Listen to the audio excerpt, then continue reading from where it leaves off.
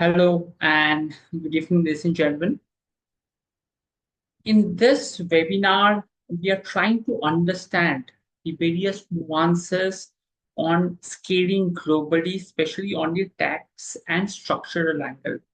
So many a times, what happens, we scale globally, we open overseas company but after 2 or 3 years, we have seen that people face issues from income tax perspective, from RBI perspective, from corporate law perspective, right? The idea of this webinar is to understand through a real life case study that we did, or rather our client faced a few years back, and we will try to understand some of the key aspects, right, that people should be aware of while scaling globally. So at TMG, we believe that we must follow certain principles while scaling this sort of operations. And in this webinar, we will try to understand the various challenges that Indian entrepreneurs face while scaling globally and how can they overcome it, right? Structures, the best ways to forward over here. And in this webinar that I will make, I will come to a case study which will emphasize on how these structural aspects and the problems in and around it, right? So let us first understand this case. Now, of course, we have changed the name of the company, right? Um, so this company of ours was a Delhi-based company. It was AI-based startup, and the main focus was on Dubai, the UAE market. Uh, and they opened the entity when the founders were there in UAE, and through a credit card they did all those formalities, and once that is done, they started doing the business. Things got good. They were doing quite a very good amount of revenue, but they didn't think of any Indian side of compliance. They thought that because there is a UAE entity, they can proceed as and when they required. It was a subsidiary of the Indian entity, and hence they thought they all they do here in India, in UAE, or from the perspective of taxation and RBI, they did nothing. What happened was after 3 years, they started getting notice from the department and RBI. And such was the case that they had to do that entire structure once more and pay a hefty amount of penalty. And in this case study, through this case study, we will try to understand what are the mistakes that they did and how you, the viewers, can avoid it by learning this aspect of it. Now, while we open the global entity, uh, what were the major concerns were during the time of investment of the initial fund, the subscription money, they didn't do what sort of RBI compliance that I will come at a later part of the slide. But this was a major contention issue. They also didn't do the timely registration and timely infusion of funds, right? And that again created a challenge. Now, for the uninitiated, they might not know for every overseas company investment, there are permissible limits. You cannot invest just like that. There are restrictions, and you need to, because if you do not do it similar to this company, the RBI will make a case that the foreign exchange money is being utilized, right? Again, there is a delaying reporting requirement that was done, and that again caused a problem. Now, penalties that this guys face, they face penalties both from RBI and UAE, because once they had to do the things good in RBI's perspective, they have also to inform the UAE authorities, right? which again was a issue altogether. So that was something that they had to face. There were regulatory hassles. The founders had to focus on the penalties and the compliances and everything. The operational damage was had happened, and of course the reputation was on stake as well, because during a due diligence, while they were asking a new round, they were almost there to close it, and the investors backed out because they found that there were so many problems in the structure of the system, the structure of the entity. So this made the situation much more complex.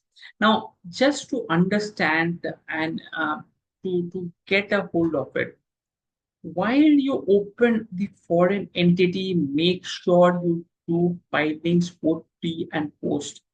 Pre filings have been notified by the government, and hence you have to do pre-filing compliance. You have to inform your bankers, I mean the banker through which you will put in the subscription money, that the pre-funding compliance has to be done, which essentially means that banker that I am going to open a foreign company, and the foreign company in which I will put in the subscription money, for which do I need to do any pre-funding compliance? They will send you some documents which you need to sign and then give it, because until that happens, please do not incorporate your company. This is of very, very important. And if you do not do that, the penalty will be there. Again, while the filing is done, the pre-funding compliance is undertaken. Now the post-funding compliance will come in. That is, during the time of post incorporation, you need to fund. There is a ODI form, Form A2. All these forms have to be given, and also within 6 months you have to provide the share certificates. These are the things that you have to give it. If you cannot do that, you have to provide the same. If any of this is not done, there will be penalties. The penalties will be explained at the later part of these slides. There are foreign exchange management regulations, including remittances. So, say, for example, when you open the company and you declare dividend, there is a particular timeline by which you have to repatriate that dividend. You just cannot say that I have declared dividend, but you do not repatriate back in India. So that's something that you have to do. There is also a concept called FLA return. The FLA return, you have to file this form if you have a foreign subsidiary, foreign asset by 15th of July, and that will be of importance. Now, ODI structures suggest that 400%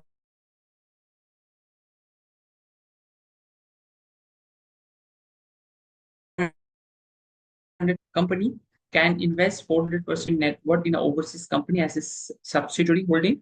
But in case you're holding on individual basis, you can do only 250K investment, right? There are MCA compliances that will be undertaken. But before I go to MCA compliances, one important thing that you have to understand and do, where you form an overseas company, that overseas company in the subsidiary rules, that is, you form another subsidiary of a foreign company, there are several challenges. You need to consult your professional over here who will guide you in accordance are what are the challenges that you need to face, because there are several regulations. I might take another webinar on this, on to understand the subsidiary process. What's the best way to form a overseas subsidiary and structures in and around it? And we will be glad to assist over here. But this is a very, very important. That is your overseas company forming another subsidiary anywhere in the world. There are challenges that needs to be understood. There are MCA compliances. So what does MCA compliances? So while you form a overseas company, you need to have a subsidiary filing. You need to do proper resolution. Your articles of association should allow that to happen. Otherwise, it's not possible, right? And then again on corporate governance markup. Now, corporate governance, what does this say? It says that while you form this overseas subsidiary, you must make a consolidated holding altogether. So that is of very, very importance over here. A consolidated holding make it much more simpler, and you have to do it as per Companies Act. Now there are taxation aspect as well. So then where you have a overseas company which are related party, that is a holding subsidiary, or both the company are owned by the same founders, then there it's called a related party transaction between these entities, and you need to do transfer pricing compliance. If you do not do transfer pricing compliances, many of the expenses will not be allowed, and including the fact that companies will impose penalty. In the last case study that I have discussed, that company fortunately did their compliance on transfer pricing, and hence there were no penalties. But we find more often than not transfer pricing is excluded. People are not aware of transfer pricing, and then they pay a heavy penalty.